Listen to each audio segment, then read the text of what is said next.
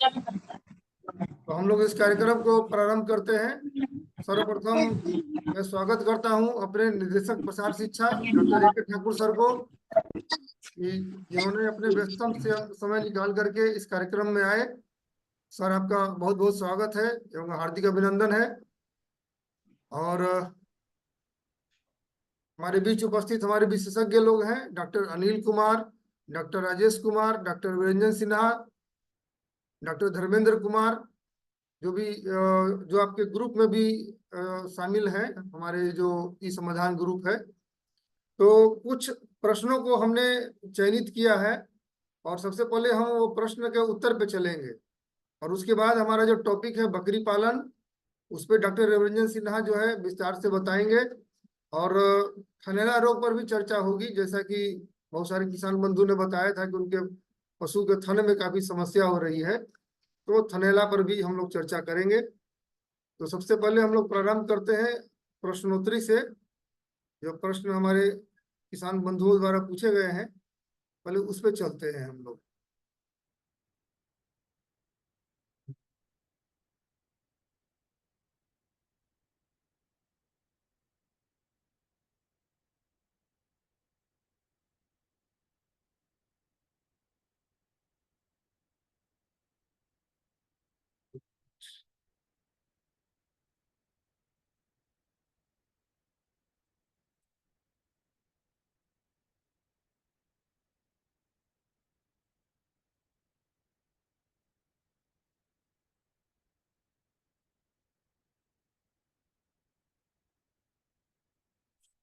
क्या हुआ है?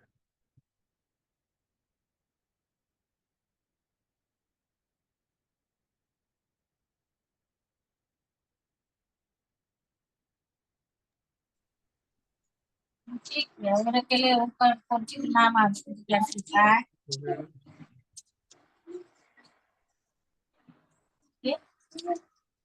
स्क्रीन शेयर हुआ ना?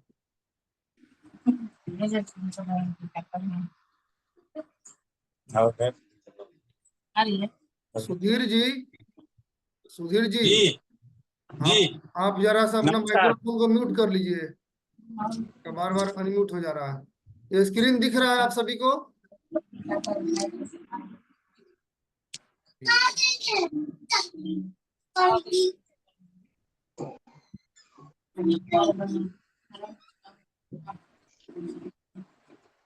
ये लाइट्स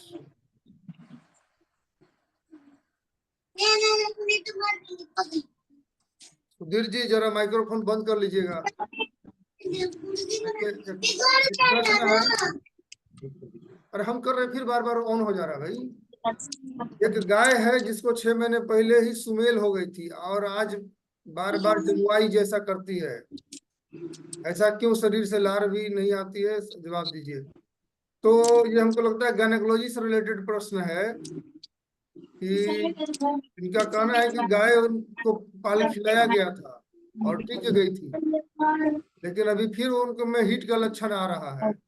प्रश्न का मतलब यही है। तो अनिल सर कुछ बताएंगे, गाभिन गाय में भी हीट का लक्षण आता है क्या?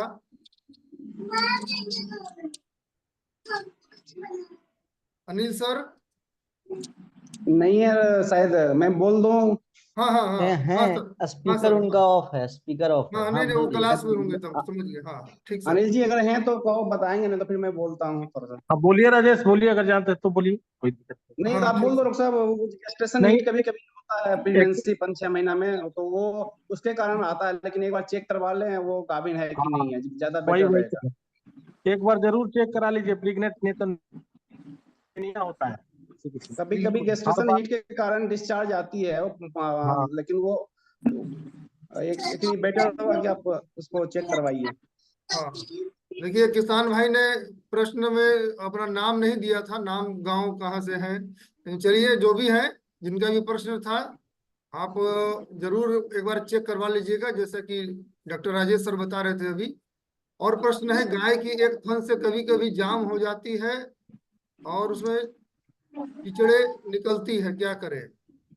तो क्या लिखा है फिर से बोलो क्या सवाल। राजेश सर ने एक समाधान पहले बताया भी था ग्रुप में भी, कहेंगे थोड़ा सा एक बार और सर बता दीजिए थोड़ा। मैं बता दे रहा हूँ सरोज, ये एक्चुअली इसको हार्ड मिलकर बोला जाता है इस कंडीशन को। जी टीट का जो होता है, जो ओपनिंग होता है, जो जहाँ से दूध निकलती है, वो थोड़ा सा सिकुड़ जाती है, वहां पर मांस का कुछ ग्रोथ हो जाता है, तो उसको एक बार क्लियर करना रहता है। या तो फिर उसमें पाइप हम लोग लगा देते हैं, मैंने किसान को पहले ही बताया था। या हर 3 घंटे 4 घंटे पे आपको दूध निकालना रहेगा 1 सप्ताह तक। जब आप हर 3-4 घंटे पे 1 सप्ताह तक दूध निकालेंगे, जो एक्सेस मांस रहता है वो हट जाता है। लेकिन एक बार आपको टीट भिस्चुरी से उसको साफ करवाना पड़ेगा। कोई लोकल डॉक्टर या प्रैक्टिशनर होंगे, जी टीट जी जी भिस्चुरी मिलती है, उससे एक बार साफ करवा लीजिए। जी उसके जी बाद हर एक 3 घंटे 4 घंटे पे दूध निकालिए, कम से कम 6-7 दिन तक, वो हमेशा के लिए ठीक हो जाएगा। जी बिल्कुल सर, बहुत अच्छा। देखिए सर, हम लोग ये प्रश्न को यहाँ पर इसलिए रखे हैं कि ग्रुप में क्या होता है कि देखिए आवाज आ रही कि नहीं, की जरा सा कृपया बंद करें। देखिए ग्रुप में क्या है, जवाब में सिर्फ एक लाइन में हम लोग जवाब लिखना पड़ता है, ज्यादा हम लोग लिख नहीं सकते। तो यहाँ पे हम लोग विस्तार से उसका चर्चा हम लोग कर पा रहे हैं, इसलिए नहीं, कारण मैंने था। ओनर को बोला था कि अगर आपको जी समझ में नहीं आ रहा तो मुझे पर्सनली फोन भी कर सकते हैं, मैं बिल्कुल आपको समझा बिल्कुल दूंगा क्या करना है। बिल्कुल बिल्कुल, हमारे विशेषज्ञ को डायरेक्ट किसान भाई फोन भी कर सकते हैं, ग्रुप में ही है हमारे लोग। एक प्रश्न था वो फिशरी से रिलेटेड था कि किसान भाई जानना चाह रहे थे कि कौन सा मछली है, सिंघी या सिंघी बोल करके जो मांगुर बेच दे रहा है लोग। तो हमने फिशरीज कॉलेज से संपर्क किया था ये करके, लेकिन सुधीर जी आप ऐसा कीजिए, आप छोड़ दीजिए मीटिंग को। हाँ तो हमने संपर्क किया था फिशरीज कॉलेज में, तो उन्होंने बताया कि बहुत सारी मछलियां एक साथ है, तो एक मछली होता तो अच्छा रहता। लेकिन उन्होंने बताया जो भी पूछा है उसके अनुसार वो आपका सिंघी मछली है, सिंघी मछली ही है, इसलिए कोई दिक्कत की बात नहीं है। एक सेकंड, इनका आवाज आ रहा है, परेशानी हो रही, ग्रुप में हमारा डिस्टर्ब हो रहा है। सुधीर सिंह, सुधीर जी आपको म्यूट किए हैं, इस बार अनम्यूट कीजिएगा तो आपको हटा देंगे हम मीटिंग से, ठीक है। प्रश्न पूछना है पूछिए, डिस्टर्ब नहीं कीजिए ग्रुप को। चलिए, एक प्रश्न था, गाय बच्चा दिया सो मर गया लेकिन सही से पहनान नहीं आ रहा है, इसका कोई उपाय है तो शेयर करें। सर बताइएगा, बच्चा देखिए, हुआ जाने के बाद दूध तो नहीं आता है, वो तो दिक्कत होती है कोई। हाँ, उसके लिए एक दवा आती है तो सरोज बाबू, दूध एक्स करके आता है, जी जी। वेलकन कंपनी का। अच्छा, आप सर और ग्रुप में लिखे भी थे इसको शायद। हाँ, बताए भी थे, तो लंबा चलेगा, कम से कम 1 महीना जरूर फायदा होगा उससे। अच्छा अच्छा अच्छा। हाँ, अच्छा, ये दवा दूध नहीं मिला तो एक्स। सर इसका कोई विकल्प भी है क्या? यार भी- प्राकृतिक रूप से कुछ चीज सतावर वगैरह कर दिया जाए तो। हेलो, हेलो सर, आवाज आ रही है? इसका विकल्प में आयुर्वेदिक में तो कुछ लोग, बहुत लोग देता है। ठीक है। थान एच करके भी आता है, थान एच करके आता है, आप जी उसको भी दे सकते हैं। दूध एक्स बहुत अच्छा है, वो जी काम जी करता है। बिल्कुल बिल्कुल बिल्कुल। तो हमारे जो किसान भाई जिनका ये प्रश्न था। धोने के आधा घंटा पहले देना है, 2 गोली सुबह 2 गोली शाम, 3 गोली भी कर सकते हैं, कोई ऐसा दिक्कत नहीं है इसमें। जी बढ़िया, बहुत अच्छा सर। हाँ, एक बकरी पालन के लिए पूछ रहे थे, शुरू करना है कौन सा नस्ल का दे दिए, हमारे जो विशेषज्ञ अभी हैं डॉक्टर रविंद्र सिन्हा, जब ये बकरी पालन पर चर्चा करेंगे तो बता देंगे ये। एक सर ये फोटो के साथ भेजे थे, उन्होंने प्रश्न किया था कि थन में इनका कोई पशु का समस्या हो गया है, थन में घाव हो गया है जिसमें से मवाद आ रहा है और दूध भी नहीं आ रहा, बाकी 3 में दूध आ रहा है। 1 महीने पहले थनैली हो गया था। हाँ, राजेश कुमार सिंह जी हैं। हाँ सरोज, मैंने हाँ शायद पहले भी इस तरह के क्वेश्चंस आए थे, मैंने इसका जी भेजा भी था जी सर। इसको ड्रेसिंग कराने के लिए मैंने कॉपर सल्फेट एक पाउडर टाइप का आता है, उससे ड्रेसिंग करना रहता है, इसको कॉटराइज जी करना हाँ रहता हाँ, है। ये तो सर मैंने एक्सटर्नल किसान वुंड को है ना, ये बताया तो था कि थनैला जो नहीं है लोकल ना सर, राजेश सर। नहीं, थनैला तो अलग है, जो घाव ये है उसकी ये बात मैं कर अलग रहा चीज हूँ, है, जो ये ऊपर में वुंड है, एक्सटर्नल वुंड है। हाँ वही उसको ना कॉपर सल्फेट एक या पोटासियम परमैंगनेट आता है, उससे कॉटराइज करना रहता है। प्लस साथ में कोई एंटीबायोटिक, जो अच्छे एंटीबायोटिक वहाँ जैसे एमोक्सिलम फोर्ट हो गया या बेंथिपेन हो गया, इस तरह का वो दे सकते हैं 3 से 4 दिन। जी सर। साथ में अगर दूध कम आ रही है, वो स्तन से नहीं आ रहा, तो फाइब्रोसिस हो जाता है, मैग्नीशियम सल्फेट से उसको सेक सकते हैं। गर्म पानी में मैग्नीशियम सल्फेट डाल के उसको थोड़ा सेकें, और सेराकाइन की बोलस साथ में खिला सकते हैं, 2 बोलस सुबह शाम। लेकिन ये तो डिस्क्रिप्शन लिखने जैसे होगा। अगर वो राकेश कुमार सिंह जी, आप सुन पा रहे हैं? अगर समझ पा रहे होंगे तो जी, मैं फिर से एक बार बोल देता हूँ। आपने बहुत कॉपर अच्छा से सल्फेट का बताया पाउडर अभी। आता है, हाँ, उसको घाव पे टच करवाइए। बिल्कुल। एक एंटीबायोटिक दीजिए, एमोक्सिलम फोर्ट या बेंथिपेन या जो भी वहाँ अवेलेबल हो, वो प्रॉपर डोज में 3-4 दिन दीजिए। और सेराकाइन की बोलस 2 बोलस सुबह शाम खिलाइए। जी, ठीक है सर। अगला प्रश्न पर बढ़ते हैं। भैंस के शरीर पर चकता निकल गया है, ये तो हमको लग रहा था। इसका समाधान भी हो ग्रुप गया में है। बताया गया था। पता है, पूछिए तो सरोज बाबू आराम है कि नहीं। हाँ, जिनका ये अरे प्रश्न था वो है क्या? ये जो एविल वगैरह बताया गया था चलाने के लिए। हाँ हाँ। हाँ, कुछ समाधान इनका। देखिए किसान भाई, अगर आपका समस्या का जब हल हो जाए तो कृपया वो भी बताएं कि आपका समस्या का हल हो गया है या नहीं हुआ है, ताकि फिर हम लोग उसको फॉलो अप कर सके। हाँ। ना, हाँ, चलिए ठीक है, अभी तो इनका समाधान किया गया था। और अगले प्रश्न पे आते हैं कि ये गाय जो 8 दिन पूर्व बछड़ी को जन्म दी थी, परंतु जन्म के समय से पीछे से एक बाट में थनैला हो गया था। आज भी पानी 150 ग्राम पानी सा निकलता है। उम्मीद है कि कुछ बेहतर सुझाव हेतु आमंत्रित हुई। ये सब पिक्चर भेजे हैं। और ये, हेलो। हाँ, अगर ये बंधु हैं तो एक बार फिर से अपना सवाल को जरा सा स्पष्ट करके बताएं। हेलो हाँ, हेलो। सरो, इसमें जो है ना, ये एक जो थन में निकल रहा है ना, मास्टाइटिस है वो। बिल्कुल, उसको 3 बार एक होम्योपैथ का उनको दवाई भी बताए थे, बना बनाया हुआ था, टीटासुल हम लोग बताए हुए थे उनको। बिल्कुल, बिल्कुल, टीटासुल 1.5 गोली सुबह, 1.5 गोली शाम देंगे, और एमोक्सिलम फोर्ट का इंजेक्शन 5 दिन लगातार चले। शर्त यही है कि दूध उसमें गारना पड़ेगा। बिल्कुल, बिल्कुल। देखिए हाँ। दिक्कत ये है ना कि जो किसान बंधु प्रश्न कर रहे हैं वो भी नहीं रह रहे हैं मीटिंग में, तो ये अच्छी बात नहीं है। अगर वो नहीं है, रहेंगे हाँ। तो हम लोग उससे कुछ और आगे हमारे विशेषज्ञ प्रश्न करेंगे और ज्यादा हम्म। सटीक जवाब जो है दे पाएंगे। तो अगर वो हम्म। खुद नहीं है अभी मीटिंग में तो इस पे ज्यादा हम लोग विस्तार से नहीं जा सकते हैं, इसलिए हम लोग आगे बढ़ते हैं प्रश्न पे। गाय के मुंह पे गिल्टी हो गया है। गिल्टी का भी शायद समाधान बताया गया था हमारे ग्रुप में। सर बताएंगे? ऐसा है, इसके लिए भी बताए हुए थे कल कि भाई कुछ कहते कि ये हार्ड है, तो वो इसमें अगर खाने पीने में कोई डिस्टरबेंस नहीं, गोल साइज सा दिखाई दे रहा है, बहुत छोटा है। जी, तो कुछ दवा बताए थे होम्योपैथ में, कलकरिया फ्लोरिका 10 दिन उसको जी खिलाइए, सर, आना जी, ना। जी सर। और नहीं तो बहुत जल्दी ये अगर हार्ड है, अब किसका कंसिस्टेंसी है, वो बोल रहे हैं हार्ड है, तब जी, हार्ड। अब वहां तो देखने से पता चलेगा, लेकिन फिर भी हम उसको गलने गलने के लिए दिए हुए हैं। बहुत छोटा सा है, ऐसे गाय झुकी हुई है नीचे में। हाँ, हाँ, हाँ। लेकिन इलाज के लिए लग रहा है कि एकदम छोटा सा है, अभी गिल्टी टाइप का है, वो गल जाएगा। वो 10 दिन दिए हुए हैं उनको खुराक, एकदम कलकरिया से टाइमली वो, हाँ दवाई दें। बिल्कुल। ठीक। हाँ सर, हम यहाँ बताना चाहेंगे जो भी हमारे किसान बंधु सुन पा रहे हैं, हमारे निदेशक प्रशासिका भी सुन रहे हैं। हमारे अनिल सर जो हैं हमारे एलोपैथिक मेडिसिन के तो विशेषज्ञ है ही। सर जो है होम्योपैथिक मेडिसिन के भी बहुत अच्छे विशेषज्ञ हैं। तो और प्राकृतिक चिकित्सा के भी अच्छे जानकार हैं। तो हमारे किसान बंधु को सर जितना सस्ता हो सकता है और जितना आसान इलाज हो सकता है सर वो बताने का प्रयास करते हैं।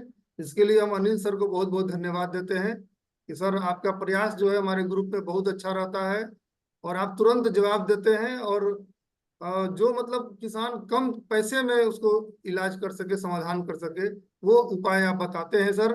इसके लिए आपको बहुत बहुत धन्यवाद सर। Thank you. एक गाभिन, मेरी गाय 5 महीने गाभिन है, अभी से सूजना शुरू हो गया है, कृपया दवा बताया जाए। पेशाब के रास्ते से कुछ बैलून जैसा बाहर निकल रहा है। ये गुठनी सिवान से महादेव भारती जी, शिवेश्वर महादेव भारती जी ने पूछा है। तो हमको लगता है कि शिवेश्वर महादेव जी आप एक बार ना पशु का गर्भ जांच करवा लीजिए। ठीक है, क्योंकि ये समाधान इसको हम लोगों को दवा और या बात करने से इसकी समाधान नहीं होगी। गाभिन गाय है, उसको जो है जो वेटनरी डॉक्टर आपके यहाँ पोस्टेड हैं उनसे जांच करवा लीजिएगा। वो पखाने के रास्ते में, गोबर के रास्ते में हाथ डाल करके वो एक बार चेक कर लेंगे कि सब कुछ ठीक है कि नहीं है। और अगर कोई समस्या होगी तो वो भी पता चल जाता है हाथ डालने से। तो एक बार आप दिखवा लीजिएगा। तो आगे बढ़ते हैं। ये एक पिक्चर के साथ इन्होंने प्रश्न किया था कि मेरे गाय के आगे वाले पैर की खुड्डी में ऐसा है। अभी तो गाय बिल्कुल ठीक है, परेशानी नहीं है, कोई परेशानी नहीं हो। इसके लिए मेरे ख्याल से राजेश सर कुछ बताए थे कि लाल पोटास का घोल वहाँ सूरज मैंने करने बता के दिया लिए। था इसको कि पोटासियम परमंगनेट के पानी से थोड़ा सा आधा लीटर पानी में थोड़ी सी पोटासियम परमंगनेट डाल के उससे साफ करे, या फॉर्मलिन मिल जाए तो 1% फॉर्मलिन लगभग 100 ml में 1 ml मिला के उससे पैर साफ करेंगे तो वो जो वहाँ पे इन्फेक्शन होने के चांस कम हो जाएंगे। जब कुछ प्रॉब्लम होगा तो फिर उसका ट्रीटमेंट किया जाएगा, अभी इतना करे तो प्रॉब्लम बढ़ेगा नहीं। वो बिल्कुल बिल्कुल, किसान भाई को भी मैं ये धन्यवाद देना चाहूंगा, ये साधुवाद देना चाहूंगा। इस कंडीशन को लेमिनाइटिस बोला जाता है। अभी उतना जी। नहीं हुआ है कि सेंसिटिव लेमिना उसका टच उन्होंने, करे और हाँ पेन जी हो, सर, जब उन्होंने वो टच समय करने रहते लगता है तो मतलब दर्द स्टार्ट होता है। ध्यान दिया अपने पशु के ऊपर कि उसके पशु के खुर में ये समस्या आ रही है। तो मैं किसान बंधु को भी अप्रिसिएट करूंगा कि बहुत अच्छा हो। इसी तरह से सभी किसान बंधु अपने अपने पशु पर ध्यान दे। इसी तरह का कोई परिवर्तन नजर आए तो तुरंत जो है ग्रुप में फोटो डाले और प्रश्न पूछे। ठीक है। इसकी दवा बताने के लिए ये क्या सर, ये कोई एलएसडी वगैरह तो नहीं है? पिक्चर भेजे थे कोई किसान बंधु। नहीं, मैंने इसको बता दिया हूँ। टेल शायद गैंग्रीन हो रहा है, टेल कट के गिर रहा है, उसको मैंने बेटाडीन लोशन से कहा था साफ करने के लिए, जो अच्छा अच्छा इन्फेक्शन अच्छा, होंगे टेल, खत्म हाँ होंगे। टेल, नहीं, बिल्कुल। प्लस वहाँ पे कुछ लीशंस जैसे हैं तो उसके लिए मैंने आइवरमेक्टिन, कुछ होगा स्किन इन्फेस्टेशन तो आइवरमेक्टिन का इंजेक्शन में बताया था। डोज के साथ मैंने बता दिया हूँ सारा इसका ट्रीटमेंट जी पहले सर, ही। जी सर, ठीक है सर। आगे बढ़ते हैं सर। अभी अभी जस्ट ये सर कुछ देर पहले प्रश्न आया था कि मेरे गाय का आंख में बहुत बड़ा प्रॉब्लम है कि आप लोग दवा की वजह से पहले थोड़ा सा हुआ था, फिर ठीक नहीं हुआ, पूरे आंख में हो गया है। ये सर मुझे लगता है कंजक्टिवाइटिस वगैरह से रिलेटेड कुछ क्या फिर से स्वास्थ्य। पढ़ो एक बार, क्या कह रहे हैं? गाय का आंख में प्रॉब्लम, क्या आप लोग कुछ इलाज के लिए बता सकते हैं? पहले थोड़ा सा हुआ था, दबाव बाकी है, फिर भी नहीं एक ठीक। ओनर अगर हो तो पूछना कि क्या आंख खुला रहता है कि आंख हमेशा बंद करके रखता है। अच्छा अभी अच्छा। तो राजेश फिगर में दिखाई दे रहा बंदे है। हाँ हाँ, कभी कभी जब बंद है। फोटोग्राफ्स लेते हैं तो बंद भी रहता है। बंद होना, वो बंद रख रहा है, इसका मतलब आंख में पेन हो रहा है। जी पेन किलर एक कोई भी जो आते हैं पोलिजेसिक या मेग्लोडाइन वगैरह यूज करें। एक एंटीबायोटिक सिस्टमेटिक दें, एमोक्सिलम 40 दे दें, वो अच्छा रहेगा 3 ग्राम का। और एक आई ड्रॉप, एंटीबायोटिक की आई ड्रॉप बहुत सारे आते हैं, मोक्सिफ्लोक्सासिन की आती है, या बेसिक्स करके सब जगह अवेलेबल रहता है, तो बेसिक्स वो जी 2 ड्रॉप सुबह शाम डालें। अगर लिख पाए ओनर तो लिख लें। बेसिक्स आई ड्रॉप आता है, 2 ड्रॉप सुबह शाम डालें। पोलिजेसिक इंजेक्शन 15 ml 2 दिन दे दें। एंटीबायोटिक एमोक्सिलम फोर्ट 5 दिन दें, ठीक हो जाएगा। जी जी जी सर, जी साथ सर। भर भी चेक बहुत करा लेना होगा बहुत अच्छा सर, आपने पहले। जवाब दिया।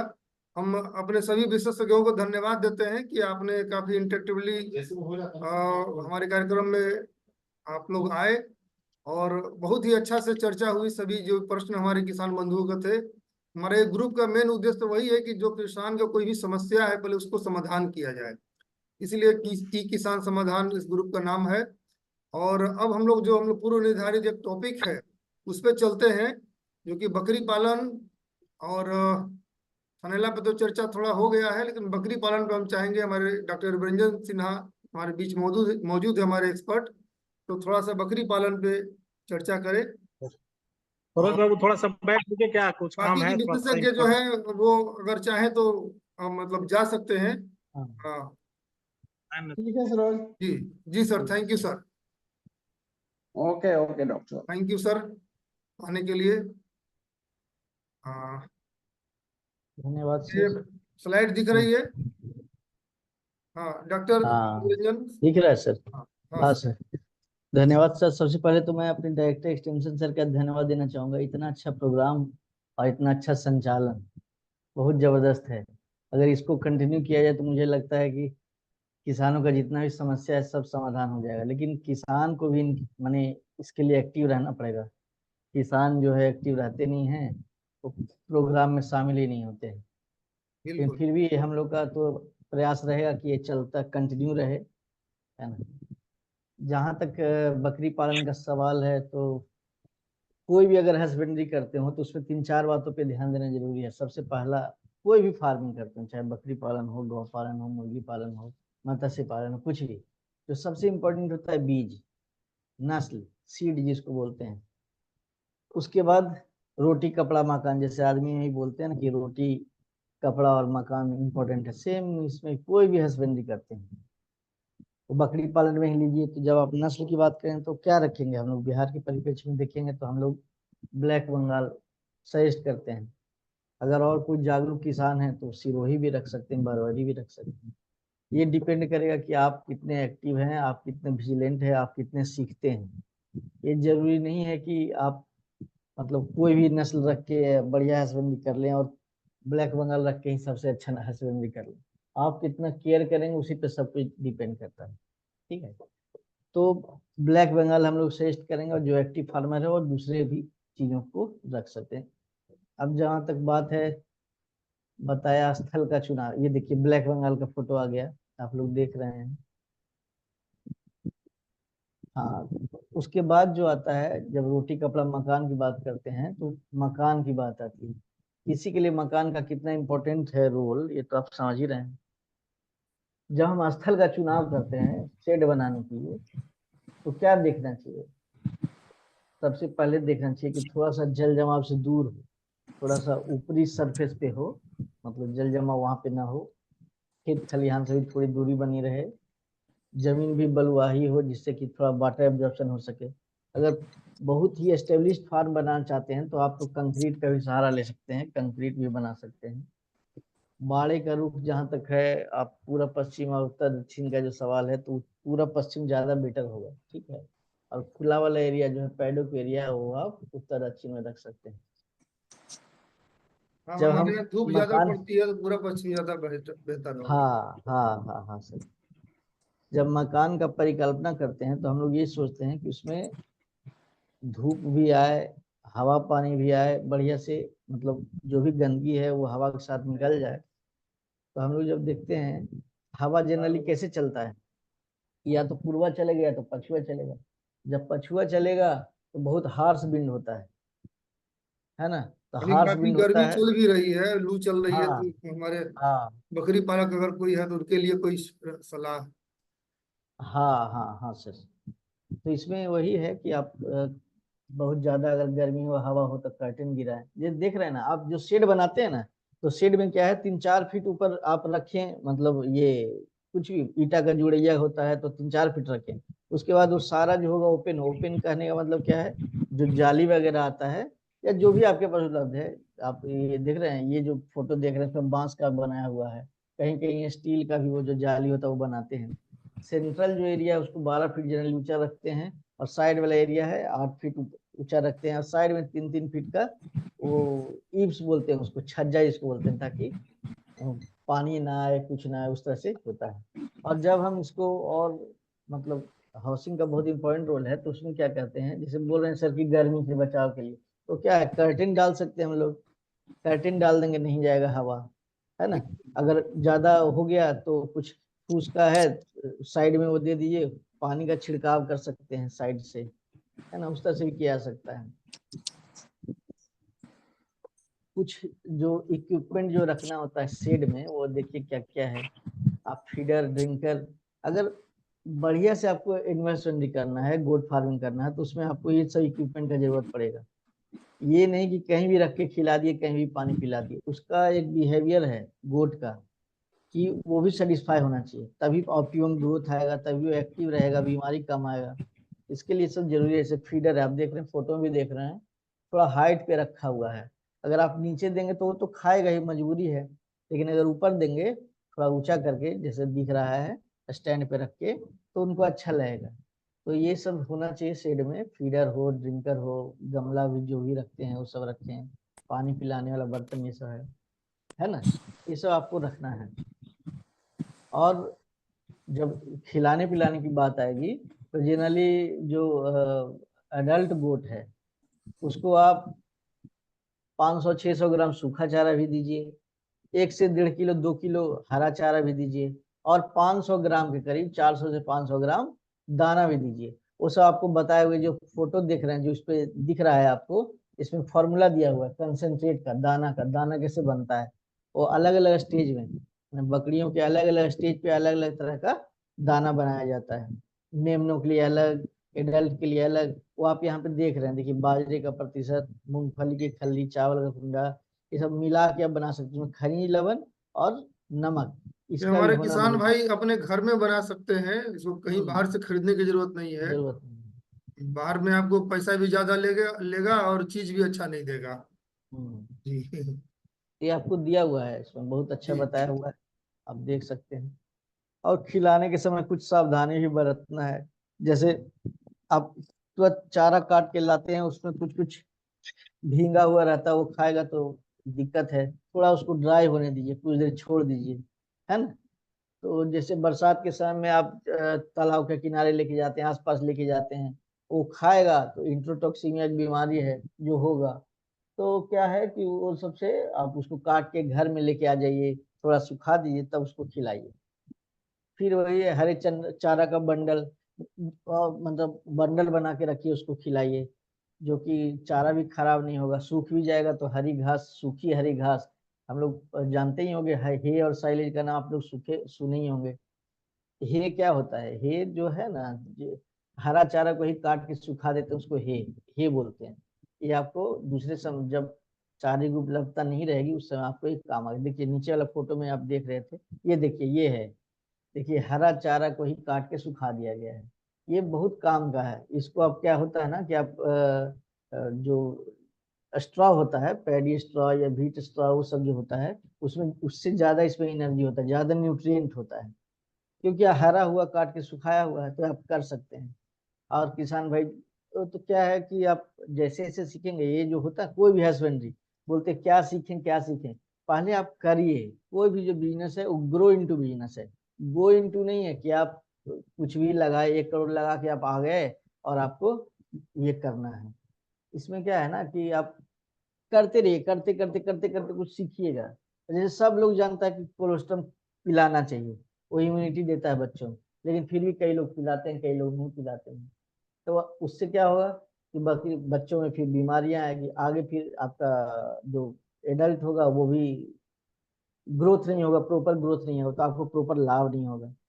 बहुत सारी चीजें, जैसे मार्केटिंग है, मार्केटिंग भी आपको ध्यान देना है।